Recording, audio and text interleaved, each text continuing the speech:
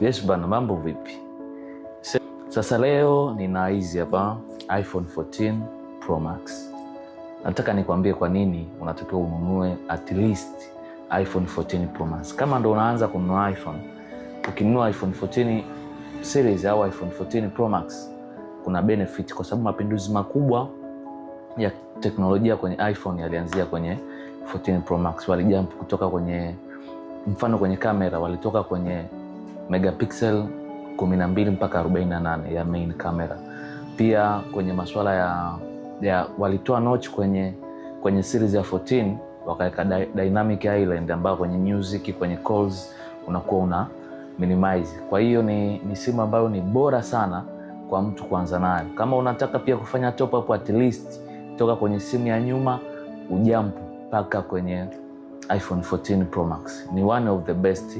Kwa hiyo ukikaa kwenye 14 Pro Max au kwenye 14 Pro upo kwenye one of the best smartphone ambayo iliwahi kutolewa na Apple, kwa sababu ya hizo changes nyingi ambazo, upgrade nyingi ambazo walifanya kutoka kwenye series za chini mpaka kwenye series ya 14 Pro Max. Ukiangalia kwenye 13 haina dynamic island, so kuanzia 14, 15, 16, 17 wameweka dynamic island. So wanavodai kwenye 18 wanaweza wakaitoa wakaweka kitu kingine cha under screen camera zile, kwa hiyo watatoa dynamic island, lakini hatufahamu, ni vitu ambavyo wao wanasema. Kwa hiyo one of the best smartphone ambao unaweza kukawa nayo ni 14 Pro Max series.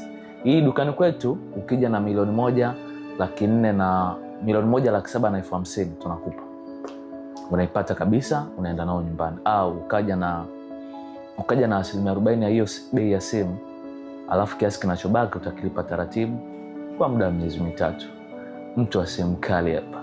Usisahau, quality is a must, not an option. Kila tunachotoa kwetu sisi ni genuine na kimethibitishwa na tumekikagua kwenye kila kitu. Karibu sana dukani kwetu.